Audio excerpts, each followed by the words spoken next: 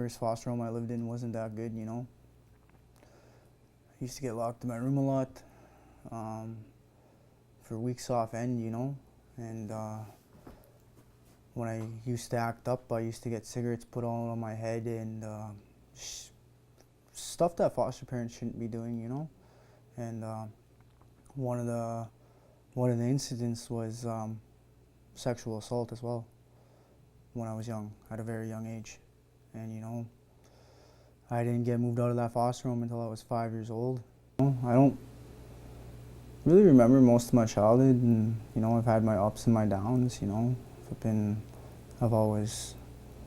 Was always an outgoing kid, you know. Used to work on vehicles with my second foster family. Her biological son used to build subwoofers, do truck lifts, all that, and I was all into it, man. I was all gun ho with it, man, you know.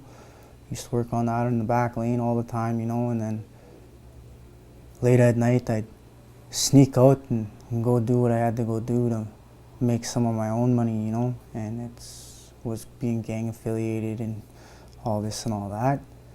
You know, I don't like talking about it because, you know, the past is the past, right? The past has been written and cannot be erased. Got to the point where I used to be very violent when I was a kid.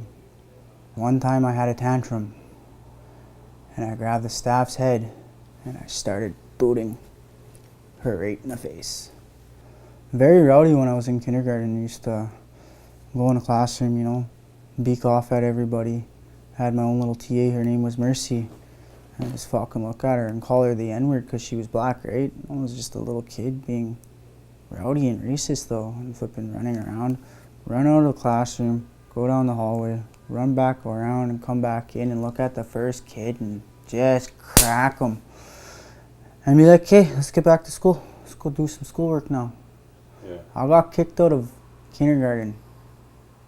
Like, I got expelled from that school because of my violence, you know, and I grew up in daycare, you know, all that. It's like mostly because of the drug use and stuff like that, man. My past is kind of blurred, you know. I go day by day. My kids, you know, I think about them, you know, but sometimes, you know, when they're ready, they're ready. They'll come and find me when they're old enough. Like I went and found my father when I turned 18. You know, at least he made the effort to be in my life and try to make an effort to be like, you know what? Yeah, I'll get my son's life. My other dad, like my mom, nope. Didn't want nothing to do with me, you know? You never met her? Nope, never met her, you know. There's actually a big page document on Google about it. 1996, baby Sophia, Wade Turner, Norma Jean Sinclair. Is that you? My mom's Norma Jean. Okay. And if you Google it, there's a big flipping 200-page document about what happened and how it happened. You know, the baby was shaken to death. Basically similar to what happened to Phoenix Sinclair is what happened to Sophia. Yeah. And you know, it's hard, you know. I never knew my family growing up. I didn't meet my family my biological family until I turned 16. And the hardest part about it was I met them at a funeral. My cousin committed suicide because she was raped. And you know, her sister comes in and was gonna take her down, and all of a sudden the way she took her down, she fell and her neck, I guess, snapped and she was gone. So, you know, it's kind of hard. And then there was my uncle as well. You know, he died 2 years, 2 days after his daughter passed away. And, you know, I took that one pretty hard as well, too, you know. Like, I don't take death. I take death pretty seriously. You know, it takes a toll on me, you know. I might say, you know, I'm not scared of it, you know. Fucking rights, you know, I'm scared of it. Yeah. You know, it's scary, especially the lifestyle I live, you know, and I just don't know what to do no more, you know. I'm lost, I'm not gonna lie, you know. I might put on a big smile and be all happy, gun ho all the time, but you know, I'm depressed. I'm sad. I've lost my how do you put it, my indigenous ways with my culture. And you know, over the last 3 years, I've gone to treatment 3 times to the exact same treatment place, the Behavioral Health Foundation. First time, you know, I forgot how, I think it was 19, something like that, 20 or something. I lasted 6 days. I left on Christmas Eve. I was like, okay, fuck this, I'm gonna go leave now, and flipped that $20 into $700 by the end of the night, and was doing back to what I was doing like usual, you know, like.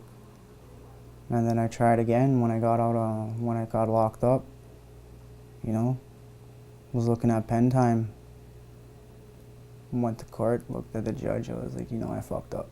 I ain't gonna lie, I ain't gonna beat around the bush, Your Honor. I did the crime, I'm gonna plead out, just get it over and done with, you know. That's why I'm only on 18 months probation. I was actually looking at probably 3 to 3.5 years. Yeah. For just stupid shit, man, like break and enter with flipping forced entry, and then I got it all dropped down to like minimum charges or whatever. I don't even remember. I was all high and out of it, you know, and don't like the person I became. I've been battling this addiction for 11 years, going on 11 years, almost 12 years now. What's your addiction? Opiates and crystal meth. I've been shooting up for on and off for 11 years. I just started screwing around with the opiates again after that big incident happened, and one of my cousins got in a high-speed chase, and basically the guy didn't want to go back, right? My cousin didn't want to go back. I don't know if you guys heard about it on the news and shit.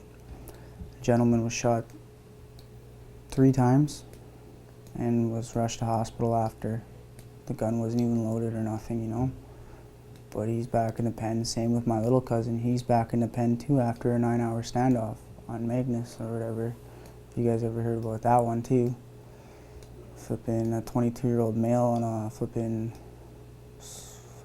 Canada-wide warrant, and somebody else I knew, and you know, and my older brother, like my blood and my flesh, is sitting back in jail again, and I'm out here running around doing what I do, being an idiot, you know. It hit me pretty hard one time, you know. I was on Facebook and my brother messaged me. He's like, "Youngblood." I was, "Yeah, Big B." He's like, you're not Alan." He's like, "I don't know how to put it, man. You need help. You need help now, because I don't want to be burying another brother." And that hit me, man, and I've been battling it, and I've been trying to get clean and sober. It's hard, man. It's like, the only way I'm going to be able to do it is if I leave the city. It's the only way, because, you know, it's everywhere. It's all around me, you know. I could walk down the street right now and go get it. I could go anywhere and go get it, you know. It's the lifestyle, and I'm sick of it, man. Meanwhile, I'm just all over the place, bouncing from one part of my life to another. So, probably would have helped if I had some sleep last night, but... What are you saying about your indigenous roots? Can you talk a bit more about that? My indigenous roots? When I was younger in Care, my second foster home, I was brought up in a white home, right? Very nice people, very nice people. Kathy and Scott Weed, one best foster parents I ever had, man. And you know what? They used to flip in. We used to go to smudges, you know, sweats, all of that. We used to do it all, and flipping, I used to grass dance. And then I lost my way when I started getting into the drugs and slowly shifting away, and I was like, just lost my roots, you know, because I was never really in touch with it that often, right? And then this year, I was supposed to go to Sundance. It's a 4-year commitment. And every year you go to Sundance and you dance one day, one day you dance, and then you take one day off, and then the rest of the 3 other days you dance. Non-stop. And I fucked it all up. I got kicked out of rehab because they flipping, I come back in and they're like, so we piss tested a bunch of other people. We're gonna piss test you now. I looked at them. Well, I ain't gonna beat around the bush. I'm gonna pack my shit. You know, I smoke some kush, you know. They're like, well, why does it look like you're high on meth? I'm like, what are you talking about? They're like, well, we piss tested one guy and he came back positive. So I don't know nothing about it, man. I didn't know there was anything in the vape. I just thought it was just regular vape juice, you know. That was my fuck up. I just looked at them. I was like, yeah, I'll go pack my shit. I'll go, you know. Flipping, but yeah, I want to get back into my indigenous ways. I want to start dancing, powwow dancing again, you know, doing what I used to do, grass dance, and I was actually getting into hoop dancing. I did 2 years of hoop dance and I enjoyed it. It was something I enjoyed very much, especially because I'm a rambunctious person, you know, and when I kind of get all over the place, I, you know, like to dance, and it's good. It's good for your healing and your spiritual ways, but I don't really like talking about it because, you know, I've been battling the demons in me, you know, and right now I'm not even even in the right mindset right now, but you know, this is, at least you guys caught me on a day when I'm not, like, when I'm trying to say no to certain things, you know. Because I sat at one spot today and they're flipping doing shots after shot after shot. And I just looked at them. I'll puff a bowl, but I'm not gonna do that rig. I can't. Because if I would have done that rig, I probably would not even be in this house right now. I'd probably be running around the city like an idiot with my head chopped off, thinking people are after me, you know? But What does it feel like when you're like that? what does it feel like? How do I... If you could describe it to someone who'd never been in that state, what would you say? Basically, it's a state that you don't want to be in because, you know, you start sketching out and then the other people start sketching out and then they just goes on and on and on, and sometimes I sketch out to the point that people start sketching on me and then tables turn on me and then I'm the one that's getting done in or robbed, you know. This is why I'm like, you know, I can't do it like that no more. I can't. You know, I can't even sit there and flip and go like this with it no more, you know, because I put myself in so many drug psychoses. Over the years, I've probably put myself in over 15, 16 psychoses, drug psychoses, and you know, it's not a good place, actually, to tell you the honest truth. It's not, because then your weeks turn into flipping, your days turn into weeks, your weeks turn into months.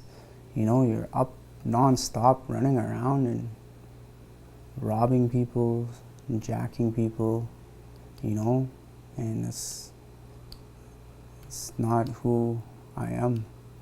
It's not how I was brought up, you know. Sometimes you got to do what you got to do to get your next fix, you know. It's kind of scary, you know, and I can't do it no more, actually, to tell you the honest truth. I'm done with it. It's like, enough is enough, you know. Kind of wish I had like more input about this right now, you know, but flipping, I just lost a good friend to flipping to HIV because of that, you know. And that's a big epidemic right now. There's a lot of people that are catching that. From a needle. Yeah, yeah, and you know, one of my friends actually. My ex-girlfriend. I think you guys met her that one day. Yeah. She has not HIV, but she has something else. She has Hep C, I guess. Yeah. You know, it's fine. You know, it happens. You know, but me, I always get tested. You know, I had a scare that I might have had it. I don't. Thank God. Thank God for that. So happy for that. And I'm just kind of really tired right now. Kind of just want to lay back and relax. Wait until later on, call my buddy and see if he wants to sip on some beer, I guess. I don't know. And flipping maybe see if he'll come down over here. So if you guys come back later, you guys can meet one of my friends, you know. Yeah. I met this guy in detox, and good guy. But, you know, I don't, right now I'm not really in a good interviewing state of mind.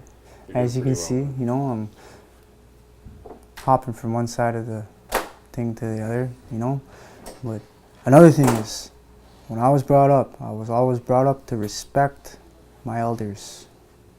Never disrespect them. If you want to know something, they're older than you, they're wiser than you, and they know way better than you. So if they sit there and they tell you something, don't sit there and, you know, laugh. Because it's not a laughing matter, right? They're doing that out of the kindness of their heart to teach the younger generation about stuff, you know? I never knew about the residential schools, nothing like that, you know? Never knew anything about that. But, you know, I bet you it was pretty damn hard. I'll tell you that. But, you know, flipping... Is it something you think about much? What happened to Indigenous people in this country? Or how your life is kind of reflected in that history? Yeah, you know, because I was 3 to 4 months premature. I was in an incubator for 2 months, and because of that, my parents were unable to raise me. My mother was an unfit parent, my father was in jail. My other 2 brothers got to live with my granny. So, how was that fair? But at the same time, I wasn't healthy enough, give or take, as you could say, right? I wasn't healthy enough. I had a heart murmur. So, you know, like, and from all the use of the drugs over the years, man, my brain's just kind of going to mush, you know? So, it's got to settle down and take it one day at a time, you know? But, That's my thing.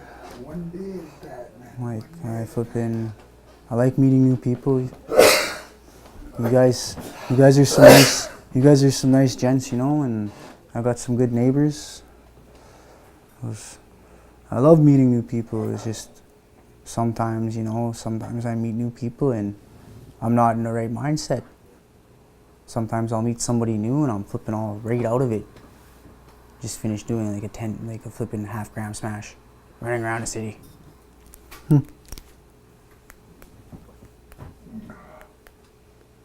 Oh, did you want some lotion? Give me a shot.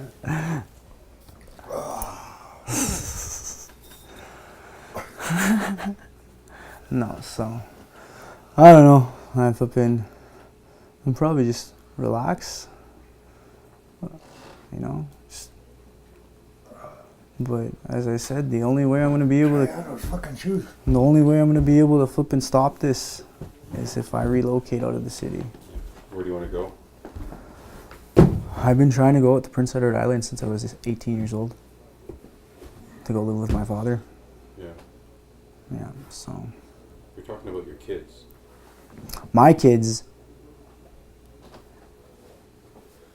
I'm not going to lie, I'm an unfit parent. I'm not ready to raise them. I'm already fine with where they're getting raised and how they're getting raised, you know. I need to quit this habit and get my mindset straight before I even meet my children. How many kids did you say you had? I had 7. My oldest just passed away about 2 years ago. So, Start with detox, and then after detox, there's treatment programs. yeah, There's one out in Davis. there's You're Pegways. status, aren't Yeah, you? I'm status. Well, hell, they'll fucking take care Thanks of to my everything. mommy. They'll take care of everything, man. Yeah. Trust me, they will. Yeah. They will. Fuck, my band took care of everything. They sent me out to Pegwas. I was out there for 60 days. Yeah, I need long, It's a 60-day program. I need long term. That's the thing. You gotta go away for a few months. Yeah. Yeah. Yeah, I can't. And basically I gotta stay out of the city. What is it about Winnipeg that's got so many people stuck up? Huh. Shit. Really want to know? It's a CFS system. Especially when you're born and raised into that. It fucks with your head mentally, physically, and emotionally. Plus all the other shit that's happened in my life, you know, I've been happening. I've been stabbed up, I've had my head smashed open, you know, I've been shot at, I've never been shot. You know, don't like doing it, man, you know, and flipping. I want to at least live until I'm flipping like as old as Joe. Because the way I'm going right now, I probably won't even make it until I'm 30. How old are you now? 24. So, just trying to do what I gotta do, you know, flipping. If I gotta go back to rehab, I'll go back to rehab. Go get my GED. That's another thing I wanted to do, right? Basically, I just gotta cut a lot of goddamn ties and just cut them. And just act like I don't know anybody. You know, when people come over and be like, yo, is Alan home? Who's this Alan guy? I don't know who you're talking about. I think that gentleman doesn't live here no more. You know, I shouldn't even flipping gave certain, like, one of my friends my address, but, you know, I'm nice, you know, and flipping, I'm thinking, yo, they'll be nice to me, and they'll give me the benefit of the doubt, but as usual, they're flipping running around like idiots and doing stupid things. But, oh, excuse me. Just, I don't know. Just kind of been doing a lot of thinking about my life, you know. I guess just a lot, yo, a lot. Like a lot of thinking, you know. I've actually want to settle down now.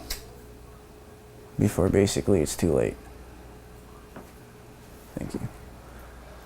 Because, you know. It took me 56 years to fucking try to settle down. I'm still not settled down. As they say, the good ones die young. And It's fucking hard out there. I know it is, man. Yep. It's hard. It's hard, It's been scary. all over this fucking province.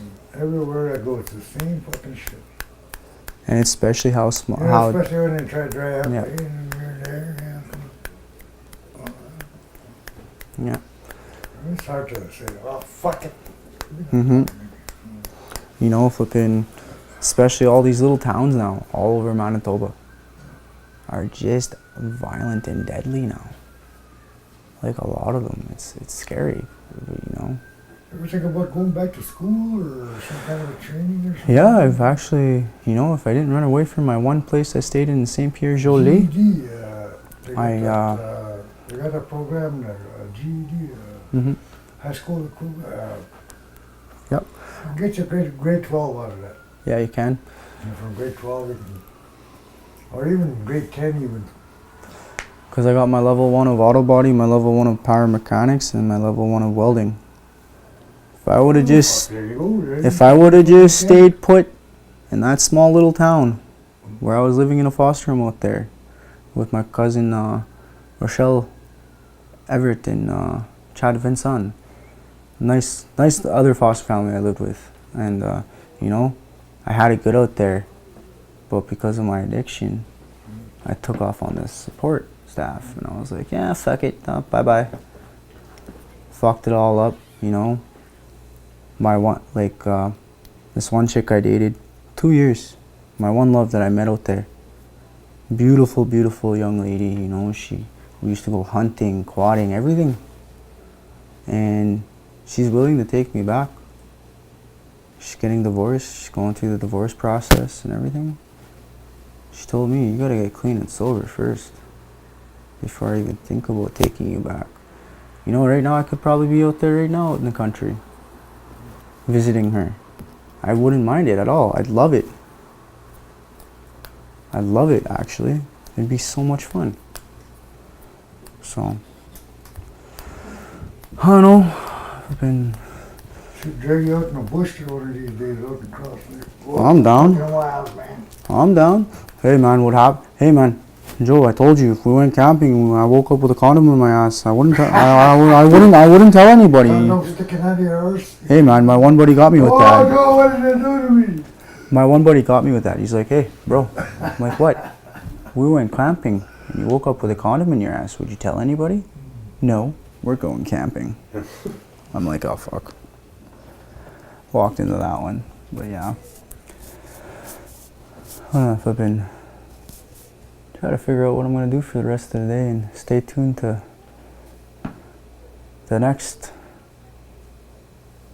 so-called interview of this guy, Joe. of Alan James Coleman. He's still a young man. I'm still a pup. What are you talking about? Long way to go yet. Still a pup. At least I'm not institutionalized like my father and my brother. Okay, wait a minute. Yeah, I kind of am institutionalized. Most of my 20s I was in another deal. Since I was, my first bit was in Saskatchewan when I was 16. Because in Saskatchewan you're considered an adult, right? Mm-hmm. So that was my first little bit there. I got, what was it, 3 months? 3 months for B&E. I never got. Winnipeg got a hold of that information, and they came down there, and they took me out. I was on there for like a month, maybe a month and a half. And then they flew me by jet from there to Winnipeg. And guess what? I even got a free drink on the way. Well, isn't that nice of them? You know? It's like my youth charges. I've never been to NYC. I don't have that many youth charges, but I got a few. They released me on bail, and I flipping my first adult charges was bunch of break and enters, stolen vehicle under 5,000, and because I was all hammered, cops asked me a question. You fit a description of a guy that just robbed the LC earlier today. Was that you? Me, all blacked out, hammered. I was like, yeah, that was me. Yeah, that was totally me. And fucking, that's why I don't like going in LCs, because I'll run in and run out with bottles. So, but, yeah. Kind of just tired right now and Well, there.